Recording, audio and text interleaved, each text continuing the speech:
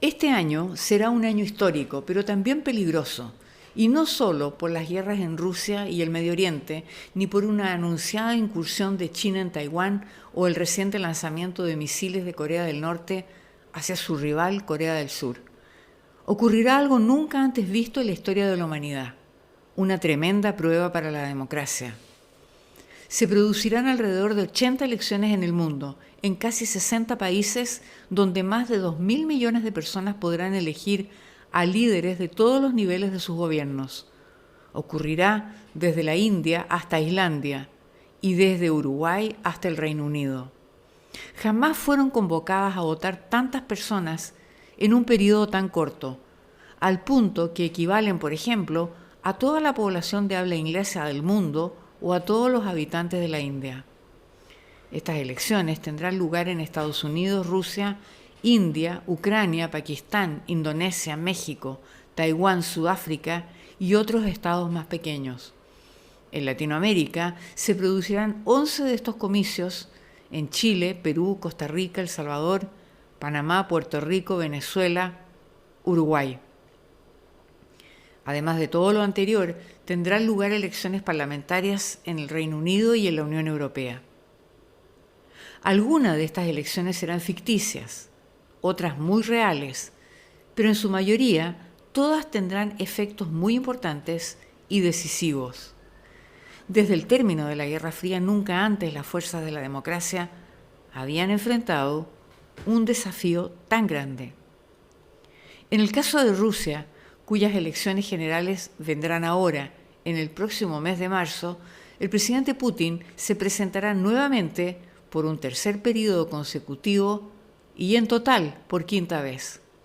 Hay que señalar que el sistema ruso previamente impedía que un mandatario sirviera más de 2 términos en el cargo, pero ahora una inesperada modificación en la Constitución del año 2020 permite que esto ocurra.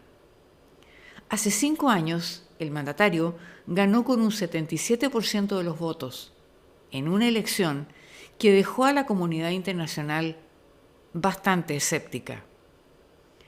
Una elección muy decisiva será la que ocurra al otro lado del campo de batalla, en Ucrania, donde el presidente Zelensky buscará la reelección, en algo que más que un comicio general consistirá en un referéndum a su gestión. No será el único candidato. Se especula que podría rivalizar con la máxima autoridad de las Fuerzas Armadas ucranianas, lo que le pondría en serios aprietos, dado que su popularidad disminuye progresivamente en la medida en que Ucrania parece ir perdiendo la guerra.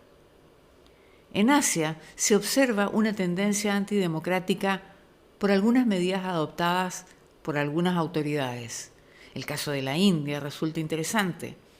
Se trata de la mayor democracia del mundo en cuanto a cantidad de habitantes, rival de China, contrapeso respecto del expansionismo de su vecino y cada vez más importante en el denominado sur global, un término antiguo, pero hoy cada vez más usado para calificar a los países subdesarrollados o del tercer mundo. Allí se da por triunfador al Partido Nacionalista Hindú, que gobierna desde el año 2014, y también se da por segura la victoria del actual primer ministro, de gran popularidad, nacionalista, muy autoritario y excluyente de la población musulmana, Narendra Modi. En África, la tendencia es a alejarse de la democracia en vista que los golpes de Estado ya son algo cada vez más comunes. De hecho, en 9 países ya se instalaron gobiernos dictatoriales desde el año 2020. Taiwán, el archienemigo de China, realizará elecciones este 13 de enero.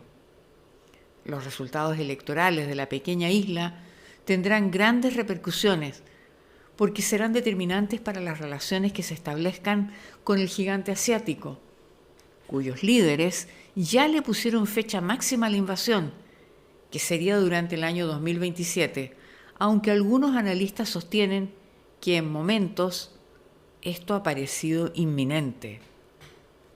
En México, la novedad es que en las elecciones del 2 de junio se podría ver el triunfo de Claudia Sheinbaum, la posible primer mujer presidenta de la historia de ese país, con toda la herencia política del actual presidente de izquierda, Andrés Manuel López Obrador, perteneciente al Movimiento de Regeneración Nacional, cuya sigla es Morena. También se presentará la opositora Berta Gálvez Ruiz, senadora, ingeniera y empresaria mexicana. En Europa también se producirán elecciones en la Eurocámara durante la segunda semana de junio, y el grupo político que podría ascender sería la derecha dura, desplazando a los miembros tradicionales de esa entidad, los demócratas cristianos, la socialdemocracia y el liberalismo. Pero nada de lo anterior se compara con las elecciones que tendrán lugar en Estados Unidos. Además de presidente, se elegirán en noviembre próximo 435 autoridades de la Cámara de Representantes, 34 de 100 senadores y 11 gobernadores. Y ya hay intenso movimiento porque las primarias ya parten ahora en enero en Iowa. A nivel internacional, muchos opinan que hasta aquí, pese a todos los problemas judiciales, el expresidente Donald Trump podría ganar. Hasta ahora las encuestas le dan el 60% de los votos a nivel nacional. Hay otros analistas, los menos, que sostienen que finalmente Donald Trump quedará inhabilitado para ejercer como presidente y que por lo tanto se abrirá un nuevo e interesante escenario. Pero si llega a ser elegido Trump, todos esperan un mayor proteccionismo comercial, la entrega de Ucrania en bandeja a Rusia en menos de 24 horas, una mayor degradación de la OTAN, un alejamiento entre Estados Unidos y Europa, además del cierre de las fronteras con México por las masivas migraciones, entre otras medidas, algunas de las cuales serán, como es su estilo, sorprendente.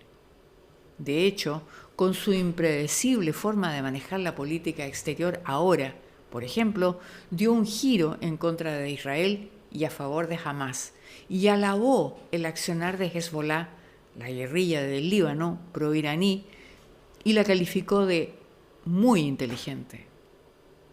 No cabe duda que este año será un año difícil desde el punto de vista político a nivel global, con el agregado de que en estas elecciones se utilizará por primera vez la inteligencia artificial generativa, es decir, un tipo de inteligencia artificial capaz de producir textos e imágenes, por lo que en malas manos no será difícil la desinformación y con ello la destrucción de la confianza pública en los procesos democráticos.